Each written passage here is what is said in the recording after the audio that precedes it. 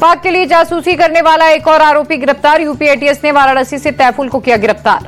तैफुल पर पाकिस्तानी नंबरों पर जानकारियां साझा करने का आरोप। आतंकी संगठन तहरीके लब्बैक से भी था संपर्क। तैफुल के फोन में मिले 600 पाकिस्तानी नंबर। दिल्ली में पाक के लिए जासूसी करने वाला अरेस्ट। यूपी एटीएस ने मोहम्मद हारून को किया गिरफ्तार। पाक उच्चायोग के अधिकारी के संपर्क में था हारून।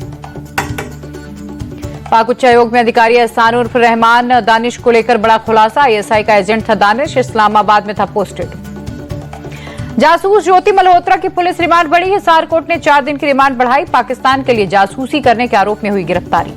विदेश मंत्रालय के प्रवक्ता रणधीर जायसवाल का बयान। आतंकवाद को लेकर भारत की जीरो टॉलरेंस की नीति। आतंक के लिए पाक को जिम्मेदार ठहराना जरूरी। रणधीर जायसवाल का पाक को साफ संदेश। ट्रेड और टॉक एक साथ नहीं हो सकते। आतंकियों को भारत को सौंपे पाकिस्तान। विदेश मंत्री एस जयशंकर की पाकिस्तान को 2 टूक। बोले पाकिस्तान में जहां आतंकी होंगे घुसकर मारेंगे। असीम मुनीर मजहबी कट्टर इंसान है। जयशंकर बोले सीज फायर दोनों देशों के बातचीत के बाद हुआ है। सीज फायर में अमेरिका की कोई भूमिका नहीं। 24 मई को जम्मू कश्मीर जाएंगे राहुल गांधी। पाक फायरिंग में मारे गए लोगों के परिजनों से मिलेंगे। पाकिस्तान की फायरिंग में हुई थी 16 की मौत। राजस्थान में पाकिस्तान बॉर्डर पर पीएम मोदी की दहाड़। हमारी सेना के शौर्य से पाकिस्तान पस्त हुआ। हमने पाकिस्तान को घुटने टेकने पर मजबूर किया। पीएम मोदी बोले 22 अप्रैल की घटना का बदला 22 मिनट में लिए। सेना ने 22 मिनट में आतंकियों के 9 ठिकानों को तबाह किया। बीकानेर के पलाना में पीएम मोदी ने कहा विकसित भारत का संकल्प मजबूत हो रहा। भारत के विकास को देखकर दुनिया हैरान है। पलाना की रैली में मोदी बोले हर सेक्टर में तेजी से काम जारी। इंफ्रास्ट्रक्चर में 6 गुना ज्यादा निवेश किया गया। बीकानेर में पीएम मोदी ने देशनोक रेलवे स्टेशन का उद्घाटन किया। पीएम ने ट्रेन को दिखाई हरी झंडी। सीएम भजन लाल भी रहे मौजूद। प्रधानमंत्री नरेंद्र मोदी बीकानेर के करणी माता मंदिर पहुंचे। पूजा अर्चना कर लिया मां का आशीर्वाद। रेलवे स्टेशन के उद्घाटन के बाद पीएम मोदी ने स्कूली छात्रों से मुलाकात की। पीएम ने छात्रों को ऑटोग्राफ दिया। श्रीकांत शिंदे के नेतृत्व में सर्वदलीय डेलीगेशन यूएई पहुंचा। यूएई के सहिष्णुता और सह अस्तित्व मंत्री शेख नायान से की मुलाकात। यूएई के समकक्षों से मुलाकात के बाद सांसद श्रीकांत शिंदे बोले आतंकवाद के खिलाफ संयुक्त अरब अमीरात भारत के साथ है। श्रीकांत शिंदे का बयान। यूएई ने पहलगाम हमले की निंदा की। कहा आज के समय में आतंकवाद की कोई जगह नहीं।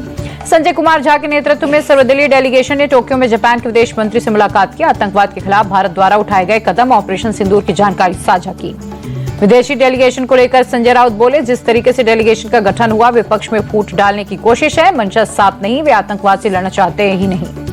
संजय राउत ने पहलगाम आतंकियों को लेकर सरकार को घेरा। पूछा ये सवाल हमेशा मेरे मन में रहेगा, वे 6 आतंकवादी कहां हैं। ऑपरेशन सिंदूर पर सीपीआई सांसद डी राजा ने संसद का विशेष सत्र बुलाने की मांग की। कहा हमें पता नहीं वास्तव में क्या हुआ और क्या होने जा रहा। जम्मू कश्मीर के किश्तवाड़ में सुरक्षा बलों की आतंकियों के साथ मुठभेड़। 2 आतंकी ढेर, 2 छिपे आतंकियों की तलाश जारी।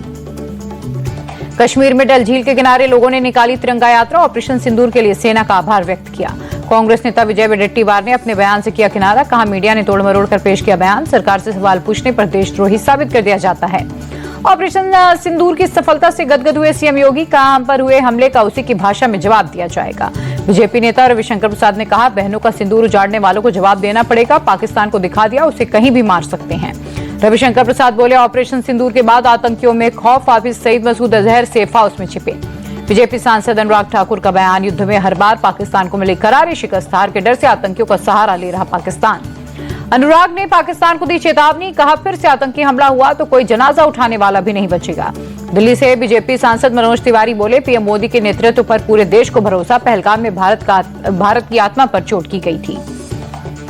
पाकिस्तान अपनी हरकतों से बाज नहीं आएगा। राष्ट्रहित में सभी दल सेना और सरकार के साथ रहेंगे। कांग्रेस नेता इमरान मसूद का बयान। जम्मू कश्मीर के पूर्व गवर्नर सत्यपाल मलिक पर सीबीआई का शिकंजा। कीरू हाइड्रो प्रोजेक्ट में भ्रष्टाचार पर चार्जशीट हुई दाखिल। केंद्र सरकार का बड़ा फैसला। सब्सिडी के तहत मिलने वाले घरों में दिव्यांगों को 4% का मिलेगा आरक्षण। 29 मई के पश्चिम बंगाल के दौरे पर रहेंगे पीएम मोदी। अलीपुर द्वार में जनसभा को करेंगे संबोधित। वक्फ कानून के खिलाफ सुप्रीम कोर्ट में सुनवाई पूरी। 3 दिनों तक सभी पक्षों की दलीलें सुनने के बाद कोर्ट ने फैसला रखा सुरक्षित। पिछले 10 सालों में पूर्वोत्तर के राज्यों का तेजी से हुआ विकास। पहले की सरकारों ने किया था अनदेखा। केंद्रीय मंत्री ज्योतिरादित्य सिंधिया का बयान। महाराष्ट्र में 21 आईपीएस अधिकारियों का तबादला। लातूर के एसपी सोमाय मुंडे संभाजीनगर के डीसीपी बनाए गए। लखनऊ में अहिल्याबाई होलकर की 320 जयंती तिथि पर कार्यक्रम। प्रोग्राम में सीएम योगी हुए शामिल। और मेडिकल कॉलेज अब लोकमाता अहिल्याबाई होलकर के नाम से जाना जाएगा। सीएम योगी ने की घोषणा। बिहार की कानून व्यवस्था को लेकर तेजस्वी यादव ने नीतीश सरकार को घेरा। बोले बिहार में अपराधियों का बोलबाला है। केंद्रीय मंत्री गिरिराज सिंह का बयान। बिहार में डबल इंजन सरकार तेजी से काम कर रही है। पीएम मोदी का संकल्प है बिहार का विकास। झारखंड सरकार के आदिवासी छात्रों को सौगात। करोड़ों की लागत से बनी लाइब्रेरी का सीएम सोरेन ने किया भूमि पूजन। छत्तीसगढ़ के सुकमा में सुरक्षा बलों का बड़ा ऑपरेशन। एनकाउंटर में एक नक्सली ढेर, कोबरा कमांडो के एक जवान की शहादत। कोलकाता में भारतीय जनता युवा मोर्चा के कार्यकर्ताओं का प्रदर्शन। शिक्षकों पर हुए हमले के खिलाफ ममता सरकार को घेरा। गिरावट के साथ बंद हुआ शेयर बाजार। सेंसेक्स 644 अंक टूटकर 80,951 पर बंद। निफ्टी भी 203 अंक लूट की। अमेरिकी डॉलर के मुकाबले 37 पैसे टूटा रुपए 85 रुपए 96 पैसे पर हुआ बंद।